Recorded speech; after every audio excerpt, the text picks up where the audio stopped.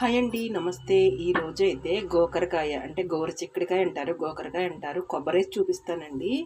వీటిని ఎలా ఉడకపెట్టాలి అంటున్నారు. ఇట్లా దీంట్లో అడుగు నీళ్లు పోసానండి. నీళ్లు పోసి మంచిగా 2 టైమ్స్ కడిగి సాల్ట్ పసుపు వేసి ఇలా పెట్టామండి.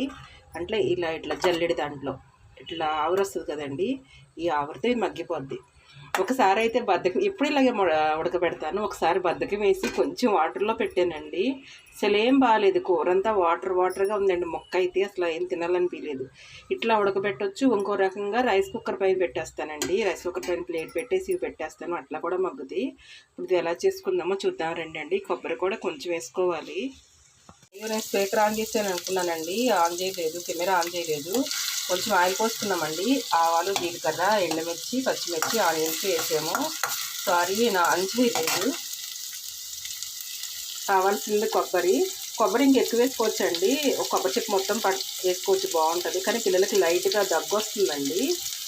ఒక చెప్పా కదా పిల్లలకి జ్వరాలు వచ్చినాయని, లైట్గా దగ్గు వస్తుందని కొబ్బరి తగ్గించానండి. ఈ ఎల్లుల్లిపాయ కూడా మొత్తం ఉడిచేసి లాస్ట్లో వేస్తానండి. తాలింపులు అయితే వేయలేదు నేను. నేను చెప్పా కదా మంత్రులు సత్యనారాయణ గారిని ఫాలో అవుతానని. మనం ఉడికేటప్పుడు మనం గోకరకాయ వేగేటప్పుడు పసుపు ఉప్పు వేసుకున్నామండి. అందుకే దీన్ని సరిపడా వేస్తున్నాను. దాంట్లో కూడా కొంచెం వేసానండి, ఎక్కువ వేసుకోవద్దు, పింక్ సాల్ట్. అట్లాగే కొంచెం ఉడకపెట్టే దాంట్లో కూడా వేసానండి పసుపు.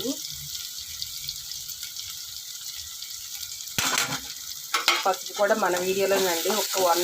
ఒక్క కేజీన్నర పట్టించుకుంటే 2 years వచ్చిందండి. అంటే నేను కేజీ కొన్ని తీసాను నలుగుపిండిలాగా ఇంట్లో వాడుకోవటానికి. అట్లా వేసిన తర్వాత ఉడికినియండి. ఇది వేసేసుకుందాం. ఇలా దీంట్లో వేసేసామండి. వాటర్ ఏం అవసరం లేదు. మనం ఇట్లా ఆల్రెడీ ఇట్లా మగ్గబెట్టాం కదండి, పసుపుని ఉప్పు వేసి సరిపడా వేసుకోండి. మనం ఇంకా వాటర్ వేయకోకుండా ఇట్లా సిమ్లో కర్రీ చేసుకోవటమేనండి. ఈలోగా మనం కొబ్బరి కూడా దంచుకున్నా మిక్సీ కొట్టుకున్నా తురుముకున్నా మీ ఇష్టం. ఇంకా ఇట్లా సిమ్లో పెట్టి మగ్గనివ్వాలండి, వాటర్ మట్టికి పోయకండి. ఇలా మూత పెట్టి ఇప్పుడు చూద్దామండి. ఇట్లా వాటర్ ఏం పోయొద్దండి, కారం వేసుకుందాం. మనం ఇంకా ఉడకపెట్టి ఆపండి వేసాం కదండి, ఇంకా కాస్త వాటర్ ఉండొచ్చు. మనం ఉప్పు కూడా వేసాం కదండి, దీంట్లోనే మగ్గిద్ది.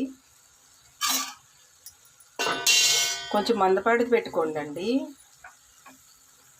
మనం ఉప్పు వేసాం కదా, కొంచెం వాటర్ కూడా వస్తుంది అడగంటుకోకుండా. ఇట్లా పెట్టేసుకుని ఒక 2 minutes తర్వాత మనం అప్పుడు దంచుకున్న కొబ్బరి, ఎల్లుల్లిపాయలు వేసుకుందామండి. 2 minutes చూద్దామండి.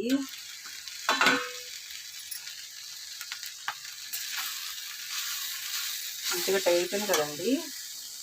ఇప్పుడు కొబ్బరి, ఎల్లిగడ్డలండి. కొబ్బరి తురమలేదండి, కొంచెమే కదా అని చిన్నది రోలు ఉంటే దాంట్లో దంచేసానండి.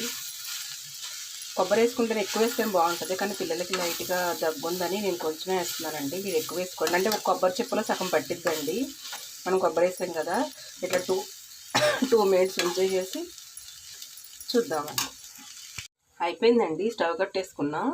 ఇట్లా సింపుల్గా గోకరకాయ పచ్చి కొబ్బరి అండి. కొబ్బరి మీరు ఎక్కువ వేసుకోండి అండి. మా పిల్లలకి కొంచెం దగ్గుందని, జ్వరం వచ్చిందని కొంచెమే వేసాను. నేనైతే మార్నింగ్ గోకరకాయ పాలు పోసి చేశానండి. ఇప్పుడు ఇలా చేసుకున్నాము.